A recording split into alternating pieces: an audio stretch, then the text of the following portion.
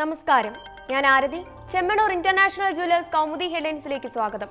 Powered by Fortune Industries, presented by Baba easy English in association with Haishree mattresses.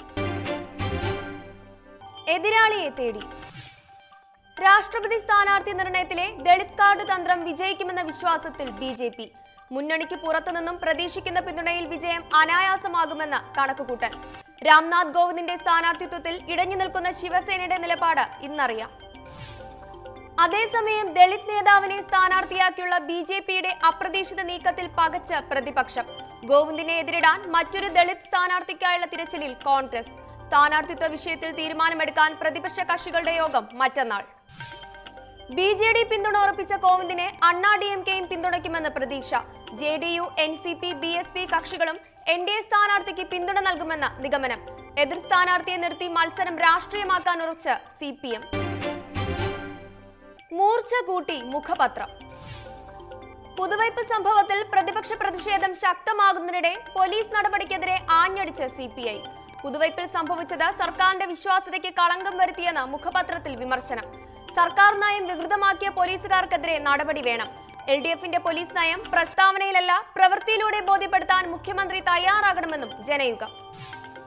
വികസനത്തിന്റെ വിനാശകരമായ പാശ്ചാത്യ മാതൃകകളെ അപ്പാടെ പകർത്താൻ ശ്രമിക്കുന്നത് വൻ ദുരന്തങ്ങൾക്ക് വഴിതെളിക്കുമെന്ന് മുഖപ്രസംഗത്തിൽ മുന്നറിയിപ്പ്. എൻഡോസൾഫാനിൽ നിന്നും കൊക്കക്കോളയിൽ നിന്നും പാഠം ഉൾക്കൊള്ളാൻ തയ്യാറാകണം. മുൻവിധി കൂടാതെ സമരക്കാരുമായി സർക്കാർ ചർച്ചയ്ക്ക് തയ്യാറാകണമെന്നും ജനയുഗം. അതിനിടെ പുതുവൈപ്പ് പ്രശ്നം പരിഹരിക്കാൻ മുഖ്യമന്ത്രി വിളിച്ച ചർച്ചയിൽ പങ്കെടുക്കുമെന്ന് സമരസമിതി. തീരുമാനം സമരത്തെ പിന്തുണയ്ക്കുന്ന വിവിധ സംഘടനകളുടെ അഭ്യർത്ഥന മാനിച്ച്. പ്രതിഷേധക്കാർക്ക് പിന്തുണ അറിയിച്ച കാനവും എം ഹസനും ഇന്ന് സമരപ്പന്തലിൽ. മഴയുടെ രണ്ടാം വരവ്.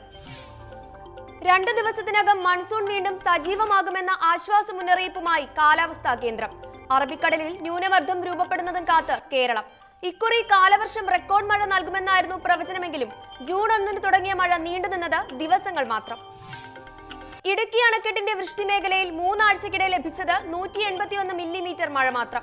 അണക്കെട്ടിലെ ജലനിരപ്പ് ആശങ്കാജനകമെന്ന് റിപ്പോർട്ട്. തിരുവനന്തപുരം ഉൾപ്പെടെ തെക്കൻ ജില്ലകളിൽ ഇതുവരെ പെയ്തത് നാമമാത്രമായ മഴ മാത്രം. മരണം വിതച്ച് പനിക്കാലം. സംസ്ഥാനത്ത് പകർച്ചപ്പനിക്ക് ശമനമില്ല. ഇന്നലെ മാത്രം പനിമരണത്തിന് കീഴടങ്ങിയത് 11 പേർ. തലസ്ഥാന ജില്ലയിൽ 4ഉം കൊല്ലത്തും തൃശൂരും 2 വീതവും ജീവനുകൾ പനി കവർന്നപ്പോൾ കോഴിക്കോട്ടും കോട്ടയത്തും റിപ്പോർട്ട് ചെയ്തത് ഓരോ പനിമരണം. ഇന്നലെ മാത്രം 24,000-ഓളം പേർ വിവിധ സർക്കാർ ആശുപത്രികളിൽ ചികിത്സ തേടിയതിൽ ഡെങ്കി സ്ഥിരീകരിച്ചത് 183 പേർക്ക്. പകർച്ചപ്പനി പ്രതിരോധ പ്രവർത്തനങ്ങൾ ഏകോപിപ്പിക്കാൻ എല്ലാ ജില്ലകളിലും മോണിറ്ററിംഗ് സെല്ലുകൾ തുറന്ന് ആരോഗ്യ വകുപ്പ്. ആശുപത്രികളിൽ കൂടുതൽ കിടക്കകൾ സജ്ജീകരിക്കാനും അവശ്യ സേവനങ്ങൾ ഉറപ്പുവരുത്താനും അധികൃതർക്ക് നിർദ്ദേശം. കേരളത്തിൽ ആരോഗ്യ അടിയന്തരാവസ്ഥ പ്രഖ്യാപിക്കേണ്ട സാഹചര്യമില്ലെന്ന് മന്ത്രി കെ ശൈലജ. സംസ്ഥാനത്തെ പകർച്ചപ്പനി വ്യാപനം തടയാൻ രാഷ്ട്രീയം മറന്ന നേതാക്കൾ രംഗത്ത്. പനി ബാധിതരെ സഹായിക്കാൻ ആശുപത്രികൾ കേന്ദ്രീകരിച്ച് പാർട്ടി സഖാക്കൾ മുന്നോട്ട് വരണമെന്ന കോടിയേരി ബാലകൃഷ്ണനും മണ്ഡലം കേന്ദ്രീകരിച്ച് ശുചീകരണ പ്രവർത്തനങ്ങൾ നടത്താൻ എം.എൽ.എമാർക്ക് നിർദ്ദേശം നൽകി ചെന്നിത്തലയും. Chemmanur international jewellers Kaumudi headline സമാപിക്കുന്നു. Powered by Fortune Industries, presented by Baba easy English in association with Haishree mattresses. അടുത്ത ഹെഡ്ലൈൻസ് 1 മണിക്കൂറിന് ശേഷം. നമസ്കാരം.